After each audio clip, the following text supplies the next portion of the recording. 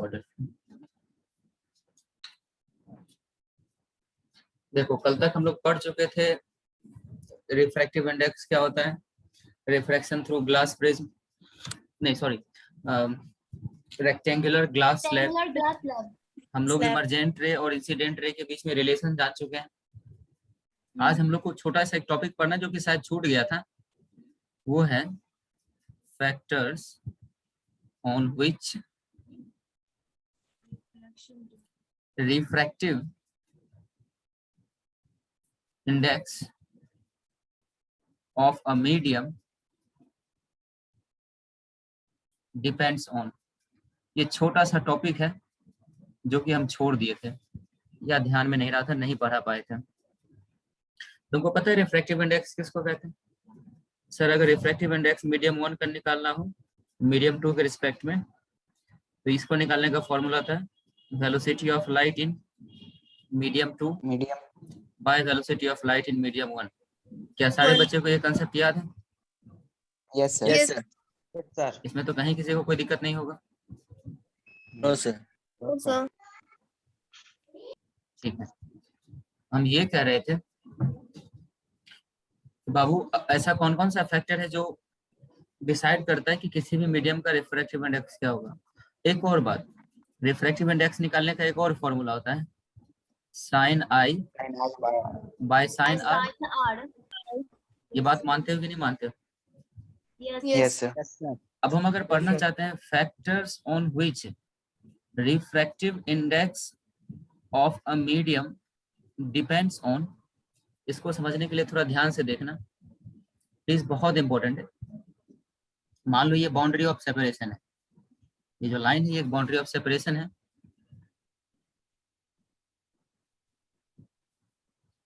और ऊपर में है मीडियम 1 या मीडियम 2 और नीचे में है मीडियम 1 जिसका कि रिफ्रैक्टिव इंडेक्स हम यहाँ लिखे हुए थे, और एक इंसिडेंट रे आता है मीडियम 1 से कुछ इस तरीके से। मान लो ये हमारा इंसिडेंट रे है, और अगर क्वेश्चन में ये इंफॉर्मेशन दिया हुआ है दैट हमारा मीडियम 1 जो है ये हमारा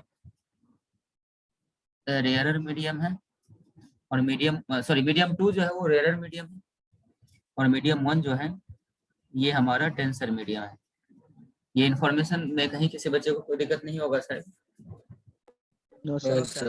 उसके बाद ये जो इंसिडेंट रे है वो रिफ्रैक्शन करता है, और since it is going from rarer medium to denser medium, तो हमें अच्छे से पता है ये लाइन ऑफ नॉर्मल के तरफ झुक जाएगा। Let it be line of normal, ये ब्राउन कलर का जो लाइन ड्रॉ किया है, और बाबू ये रहा हमारा रिफ्रैक्टेड रे, ये डेविएट कर गया टुवर्ड्स द नॉर्मल। और ध्यान से देखें तो ये होना भी यही चाहिए था, हम लोग इसको समझ चुके हैं। हम बताए थे कि रिफ्रैक्शन ऑफ लाइट क्यों होता है, क्यों रे ऑफ लाइट का स्पीड चेंज होने से वो अपने पाथ को चेंज कर लेता है, और कैसे चेंज करेगा, किस डायरेक्शन में चेंज करेगा। तो मेरे ख्याल से अब वो सभी बच्चे को समझ में आता है, बोलो हाँ या ना? Yes sir. ये वाला एंगल हमारा एंगल ऑफ इंसिडेंस कहलाया था, और ये वाला एंगल हमारा एंगल ऑफ रिफ्रैक्शन था। और इस केस में अगर पूछा जाता है refractive index of medium 1 with respect to 2, तो आप लोग को पता है कि सर ऊपर में ऑलरेडी आप लिख चुके हैं velocity of light in medium 2 by velocity of light in medium 1। बोलो सभी बच्चे को ये बात पता है कि नहीं पता है? Yes sir. Yes sir. या फिर सर इसको निकालने का एक और तरीका है sine i by sine r. एक बात बताओ सारा बच्चा, अगर बाबू यहाँ पर जो आर लिखा हुआ है इसका वैल्यू हम चेंज कर दें, सिर्फ यही चेंज करें, तो आपको नहीं लगता है कि रिफ्रैक्टिव इंडेक्स भी चेंज हो जाएगा? Yes sir. कौन कौन बच्चा इस बात को समझता है? यस सर, चेंज हो जाएगा। यस सर, चेंज हो जाएगा। तो बाबू एक बात बताओ, ये इंसिडेंट रे किस कलर का है, उसका कलर या फिर वेवलेंथ, वही डिसाइड करता है ना कि ये रे ऑफ लाइट कितना रिफ्रैक्ट होगा सॉरी, कितना झुकेगा, कितना बेंड करेगा, और वो जितना ज्यादा बेंड करेगा आर के ऊपर उतना इफेक्ट पड़ेगा। किस किस बच्चे को ये छोटा सा बात समझ में आ रहा है? Yes sir. कहने Yes, का sir. मतलब है बाबू, हम कह सकते हैं कि वेवलेंथ ऑफ लाइट, जो कि कलर ऑफ लाइट को भी डिसाइड करता है। अब ये छोटा सा बात है जो आपको रिफ्लेक्शन ऑफ लाइट में ही पढ़ा चुके हैं। हम बताए थे कि लाइट का जो वेवलेंथ होता है वही डिसाइड करता है कि लाइट का कलर कैसा होगा।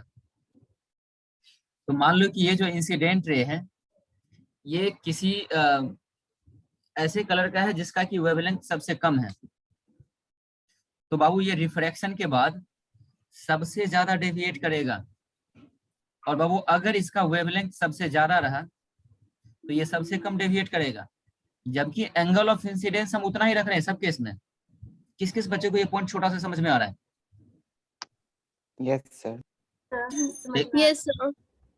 देखो एंगल ऑफ इंसिडेंस भी बदलेगा और अगर एंगल ऑफ रिफ्रैक्शन भी बदलेगा तो हो सकता है कि sine i by sine r constant रहे, लेकिन है क्या ना सर कि एंगल ऑफ इंसिडेंस नहीं बदल रहे हैं, हम सिर्फ और सिर्फ एंगल ऑफ रिफ्रैक्शन बदल रहे हैं। बोलो हाँ या ना? Yes, sir. Yes, sir. और वो कैसे हो रहा है? तो सर लाइट के वेवलेंथ को चेंज करने से हो रहा है। हम आपको पढ़ा रहे थे factors on which refractive index of a material depends on. Sir उसको पढ़ना क्या है? Refractive index angle of incidence पे डिपेंड करता है। जिस तरीके से एंगल ऑफ इंसिडेंस रखेंगे उस तरीके से एंगल ऑफ रिफ्रैक्शन बनेगा। पर ये जवाब सही नहीं है। हम किसी भी एंगल ऑफ इंसिडेंस पे रे ऑफ लाइट को डालें, अगर मीडियम ना बदलें, हम पहले बता चुके हैं, मीडियम ना बदलें और कलर ऑफ लाइट ना बदलें तो रिफ्रैक्टिव इंडेक्स में कोई चेंज नहीं आएगा। सर मीडियम बदलने से क्या होगा? तो आपको पता है मीडियम बदलने से लाइट का स्पीड अलग तरीके से चेंज होगा। हो सकता है कि एंगल ऑफ आर चेंज हो जाए, और जैसे ही एंगल ऑफ आर चेंज होगा तो वो sine i by sine r का वैल्यू बदल देगा, मतलब रिफ्रैक्टिव इंडेक्स बदल देगा। देखो इतना नहीं समझना है, समझना तो सिर्फ 2 पॉइंट है कि वो फैक्टर्स जिसपे किसी भी मीडियम का रिफ्रैक्टिव इंडेक्स डिपेंड करता है वो 2 फैक्टर हैं। अगर आपसे पूछा जाए वो कौन कौन सा फैक्टर है, तो हमारा जवाब होना चाहिए वो पहला फैक्टर जिस पे रिफ्रैक्टिव इंडेक्स डिपेंड करता है वो होता है हमारा colour of incident ray. Colour of incident ray. अब कलर ऑफ इंसिडेंट रे कौन डिसाइड करता है? तो sir wavelength of light. Wavelength of light. तो ये दोनों पॉइंट एक ही बात को ना बता रहे बाबू। क्या सारे बच्चे को ये बात आया समझ में? Yes, sir. Yes, sir. और वो दूसरा फैक्टर जिससे कि किसी भी मीडियम का रिफ्रैक्टिव इंडेक्स डिसाइड होता है वो मीडियम खुद होता है। अगर ये डेंसर मीडियम है, ज्यादा डेंसर हो गया ऑप्टिकली, मतलब इसमें स्पीड और स्लो होगा। जितना ज्यादा स्लो होगा रे ऑफ लाइट उतना नॉर्मल की तरफ झुकेगा, मतलब उसका एंगल ऑफ रिफ्रैक्शन उतना ज्यादा चेंज होगा। तो आसान भाषा में बताएं तो बाबू यहाँ पर जो रिफ्रैक्टिव इंडेक्स डिपेंड करता है वो एंगल ऑफ रिफ्रैक्शन पे डिपेंड करता है, और एंगल ऑफ रिफ्रैक्शन सबसे पहले डिपेंड किया कलर ऑफ इंसिडेंट रे पर या फिर वेवलेंथ ऑफ लाइट पर। और दूसरा फैक्टर जो एंगल ऑफ रिफ्रैक्शन को डिसाइड करेगा वो खुद मीडियम है जिसका रिफ्रैक्टिव इंडेक्स निकालना है। जैसे जैसे यहाँ पर मीडियम को अलग अलग करके रखेंगे अलग अलग एंगल ऑफ रिफ्रैक्शन मिलेगा, और अलग अलग एंगल ऑफ रिफ्रैक्शन मिलेगा इसका मतलब उसका रिफ्रैक्टिव इंडेक्स बदलेगा। तो कलर ऑफ इंसिडेंट रे भी डिसाइड करता है कि रिफ्रैक्टिव इंडेक्स कितना होगा। और दूसरा टाइप ऑफ मीडियम, या किसी बुक में इसी को लिख सकता है नेचर ऑफ मीडियम। और बाबू ये भी वो फैक्टर हैं जो डिसाइड करते हैं कि किसी भी मीडियम का रिफ्रैक्टिव इंडेक्स कितना होगा। आकांक्षा ये सारा बात आपको अच्छे से समझ में आया? Yes, sir. चलो अब आगे बढ़ते हैं। अब देखो नेक्स्ट पॉइंट अगर हम देखें तो हमारा ये पीछे का सारा कंसेप्ट क्लियर है। आज हम लोग पढ़ने जा रहे हैं सबसे पहले लेंस किसे कहते हैं, lens and basic term related to it। तो सबसे पहले आज हम पढ़ेंगे लेंस किसे कहते हैं, और फिर हम पढ़ेंगे कुछ बेसिक टर्म्स जो लेंस से रिलेटेड हैं। पढ़ सकते हैं आगे? Yes sir. सर हमको कोई बच- इंडेक्स ही नहीं समझ में आता है, होता क्या है? तुम इससे पहले वाले क्लास में थी? सर एक क्लास मेरा छूट गया, 29 वाला।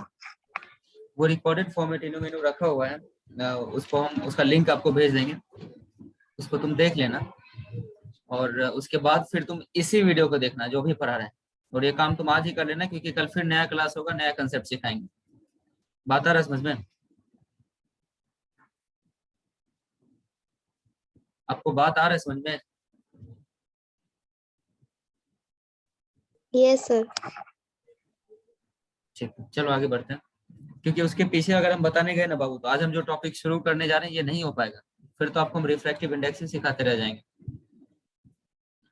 तो सबसे पहले लेंस होता क्या है, तुम लोग ट्राई करो, एक अटेम्प्ट दो। लेंस को अगर डिफाइन करना है या समझना है, तो हम इसको कैसे डिफाइन कर सकते हैं या समझ सकते हैं? कोई भी बच्चा बता सकते हो? Sir, a glass sheet which magnifies the object. A glass which magnifies the object.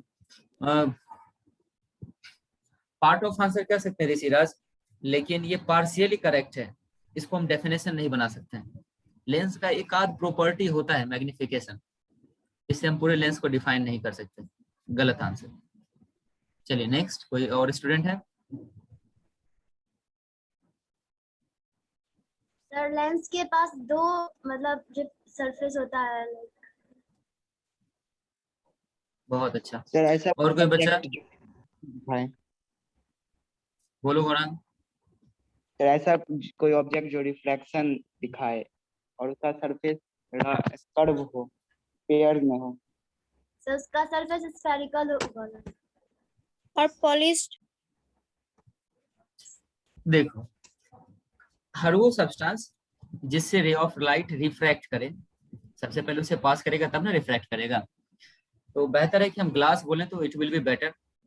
पर लेंस को सिर्फ ग्लास से ही नहीं बनाया जा सकता है, उसको किसी भी ऐसे मटेरियल से बनाया जा सकता है which allows light to pass through them। ये डाउट पहले हम आपको क्लियर कर दें। लेकिन हम लोग को सिलेबस में जिस लेंस को पढ़ना है बाबू, उसको हम लोग in most of the cases मान के चलेंगे कि वो ग्लास से बना हुआ है। ये छोटा सा बात सारे बच्चे को समझ में आ गया? Yes sir. तो सबसे पहले अगर लेंस को डिफाइन करना है तो इसके बारे में हम पहले डेफिनेशन लिखते हैं, and after that we will इसको समझने का ट्राई करेंगे। तो सबसे पहले लेंस कहते हैं किसको है? तो लेंस लिखेंगे it is a part of refracting substance whose at least one surface is part of a sphere। देखो बाबू, हम आपको यहाँ पर कोई भी डेफिनेशन रटवाना नहीं चाहते हैं, हम इस डेफिनेशन को अभी समझाने वाले नहीं हैं। हम पहले आगे चलते हैं और चीजों को समझते हैं, फिर वापस आकर के लेंस के डेफिनेशन को देखेंगे। बोलो, सारे बच्चे को समझ में आया? Yes, sir. Yes, sir. तो सबसे Yes, पहले sir. तुम थोड़ा सा देखो, कुछ लेंस को हम ड्रॉ कर रहे हैं।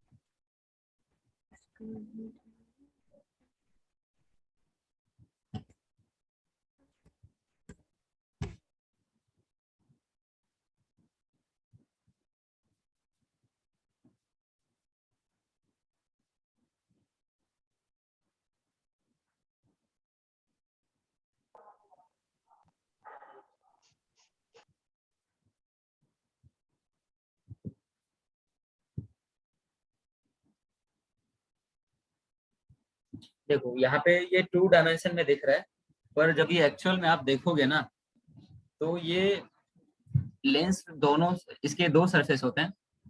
हम जिस पर्टिकुलर लेंस के बारे में बात कर रहे हैं जो कि आपके स्क्रीन पे बनाया गया है, तो ये भी एक लेंस ही है, लेकिन ये एक ऐसा लेंस है जिसके कि दोनों सरफेस किसी ना किसी स्फीयर के पार्ट लग रहे हैं।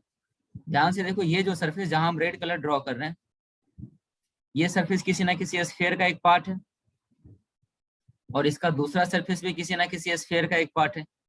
बोलो, सारे बच्चे को आ रहा है समझ में? Yes sir. पर ये हमेशा जरूरी sir. नहीं है। देखो एक दूसरा लेंस यहाँ ड्रॉ कर रहे हैं जिसके सिर्फ एक ही सरफेस जो है किसी ना किसी स्फीयर का पार्ट है, बाकी दूसरा surface is a plane surface. दिख रहा है सबको?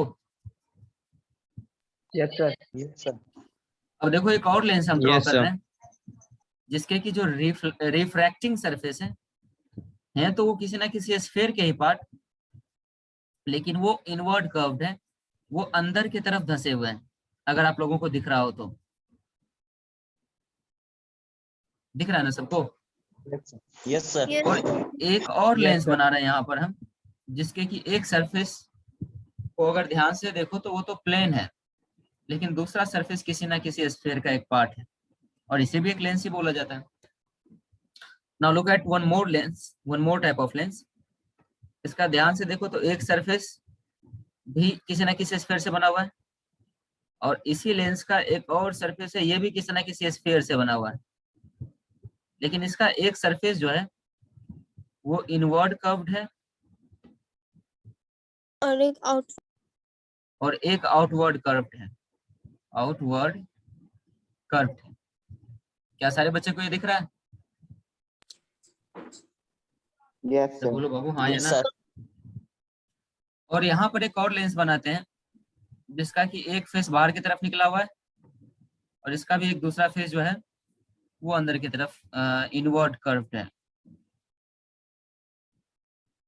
ठीक से नहीं बना, बट आई थिंक आप लोगों को कंसेप्ट समझ में आ रहा है। तो देखो बाबू, लेंस ये सभी के सभी ग्लास से बने हुए हैं।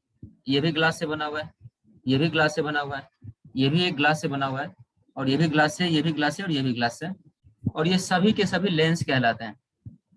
चलो अब डेफिनेशन के ऊपर थोड़ा सा काम करते हैं, ध्यान से देखना। अब सर ये एक ऐसे रिफ्रैक्टिंग मीडियम का काम करेगा जिसका कम से कम एक सरफेस जो है वो स्फीयर से बना हुआ है। ऐसा कोई यहाँ लेंस हम नहीं बनाए हैं जिसका मिनिमम एक सरफेस जो है वो स्फीयर से ना बना हुआ हो। कोई बच्चा बता सकता है ऐसा कोई लेंस यहाँ जो बना दिए हैं जिसका एक सरफेस जो है वो स्फेरिकल नहीं है? नो सर, सब spherical। तो लेंस को डिफाइन करने का सबसे अच्छा तरीका था जो हम पहले पेज में लिखे थे। क्या आवाज में कोई दिक्कत है ऋषिराज? सर हम नहीं बोल रहे थे। तो स्वर्णक शायद था। बोलो नहीं, स्वर्णा। आकांक्षा।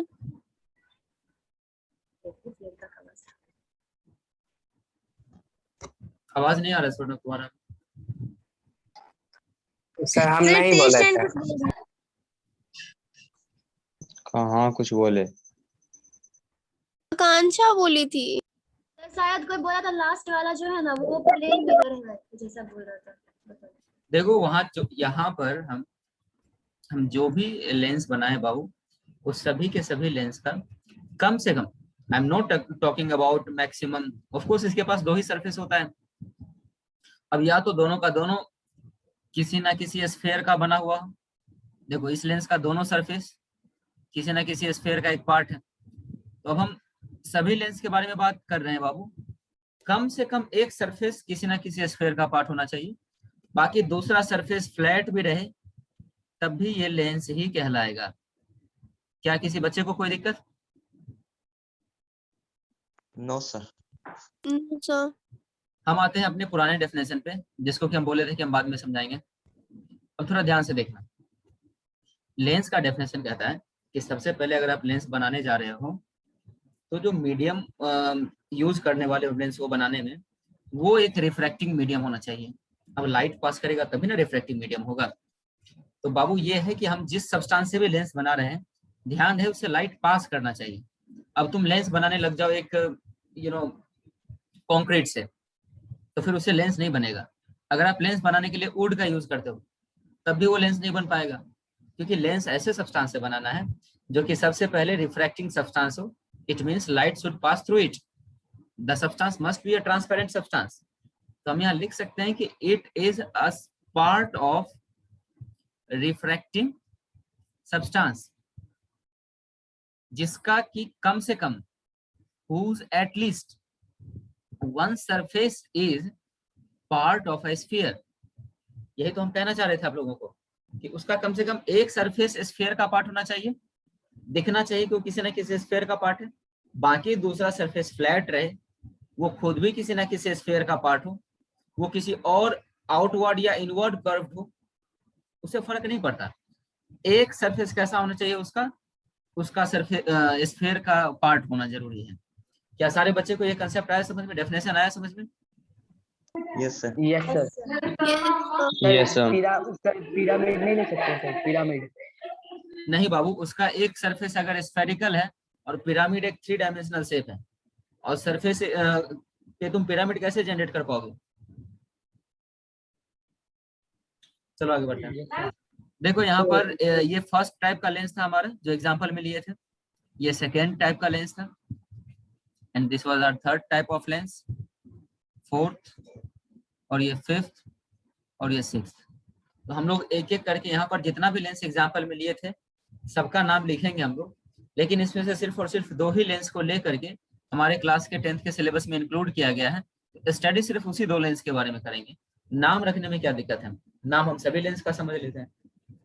बोलो घोड़ान, कुछ पूछना है? बोले सर, बोले क्या जो उसका स्पेरिकल सरफेस है लेकिन वो रिफ्लेक्शन नहीं करेगा, अगर उसका फ्लैट सरफेस रिफ्लेक्शन करे तो वो लेंस कहलाएगा? एक सरफेस उसका स्फेरिकल है, पहले ये बताओ।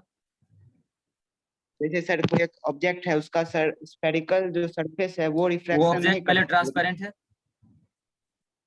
सर वो स्पेरिकल जो वो ओपैक है, जो स्फीयर जैसे जिधर से पास है वो ओपैक है, लेकिन जो फ्लैट है सर वो रिफ्लेक्शन करता हो। वो एक बात बताओ, लाइट पास करेगा ही नहीं तो फिर रिफ्रैक्शन कैसे होगा बाबू?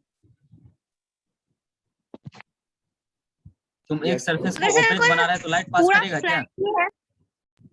पूरा ट्रांसपेरेंट ही हो तो पूरा ट्रांसपेरेंट है तो क्या उसका एक सरफेस स्फेरिकल है आकांक्षा? नो सर, पूरा फ्लैट है। दोनों सरफेस उसका फ्लैट है। Yes sir. जैसे कि ये, क्या हम इसके बारे में बात कर रहे हैं? Yes sir. तो बाबू इसको हम लेंस नहीं कह सकते हैं क्योंकि इसका दोनों सरफेस फ्लैट है। फिर से बोलो।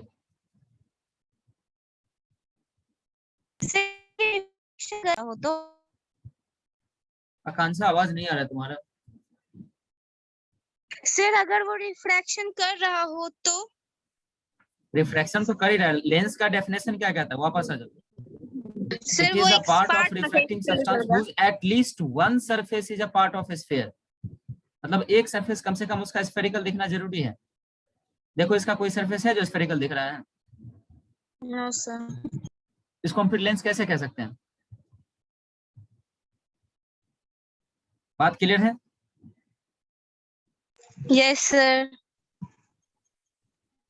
चलो अब हम सारे जो भी वहाँ पे लेंस का एग्जांपल में लिए थे, जो भी डायग्राम दिखाए थे आप लोगों को, उसमें से एक एक लेंस का डायग्राम बनाते हैं, उसका नोमेनक्लेचर कर लेते हैं, क्योंकि उसके आगे का कंसेप्ट हम लोग कल के क्लास में पढ़ेंगे। आई एक्सपेक्ट कि आपका 40 मिनट्स का टाइम कंप्लीट होने जा रहा है विद इन 1 मिनट, और ये तुम्ही लोग का काम है कि इतना लेट क्लास ज्वाइन करना, तो फिर इसका जो रिजल्ट है वो भी तुम्ही लोग। सर पहले से ये सर पहले से मैसेज ना सर, किए थे। पहले से सर मैसेज कर दिया करें। प्री इन्फॉर्म था, टाइम हम भेज चुके थे, और अब एक वर्ड भी नहीं। देखो ध्यान बोले से, थे 2 बजे ना। देवदात्री एक भी वर्ड भी नहीं। Yes sir thank you sir आधे घंटे पहले टाइम भेजे थे। हम बाहर निकालें सबको या बोलना बंद करेगा?